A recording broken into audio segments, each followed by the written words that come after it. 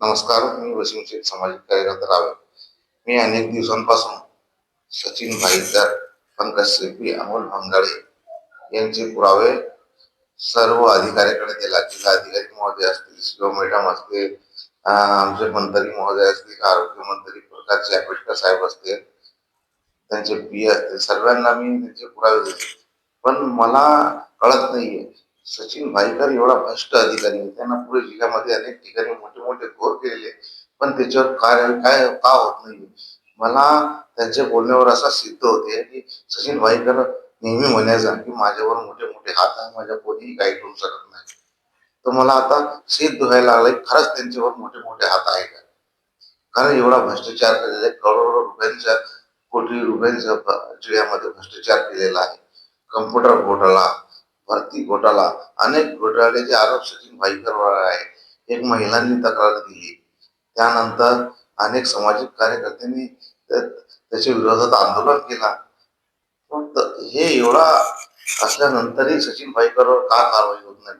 मी मी स्वतः 6 महिन्यापासून सचिन भाईकर यांच्या विरोधात अनेक लोकांना भेटला, त्यांची भेट घेतली, त्यांना निवेदन दिले, पण त्याच्यावर का कारवाई होत नाही ते कळत नाहीये.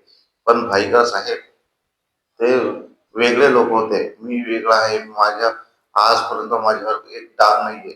मी आता 4-5 तारखेनंतर 15 दिवसात मी गप्प बसला होता. मी तुमच्या विरोधात काही बातम्या, मी वाट बघत होता की तुमच्यावर कारवाई होती की नाही. कारण काही अधिकाऱ्यांनी मला सांगितलं होतं की आम्ही 15 दिवसाच्या आतमध्ये त्यांच्यावर कारवाई करणार आहे. पण मी एक 4 ते 5 जून पर्यंत तुमची वाट बघतोय. 5 जून नंतर मी आमचे नेते सन्माननीय बच्चू कडू आणि एकनाथजी शिंदे साहेबांची भेट घेणार आहे आणि तुमचे सर्व पुरावे त्यांच्याकडे सोपणार आहे. आणि जेपर्यंत भाईकर साहेब तुमच्यावर कारवाई होणार नाही, तेपर्यंत मी गप्प बसणार नाही. माझा लढा सुरूच राहणार आहे. आता मागे खानापूरमध्ये किती दिवसापासून आरोग्य केंद्र, उपकेंद्र बिल्डिंग तयार झाली, तुम्ही सुरू नाही केला. मी मागणी केली, त्यानंतर ते सुरू झाला. रावेरले आपला दवाखाना, इंदुहृदय सम्राट बाळासाहेब ठाकरे, एकाकडे इंदुहृदय सम्राट बाळासाहेब ठाकरेंचं नाव घ्यायचं, दुसरीकडे भ्रष्टाचार करायचा.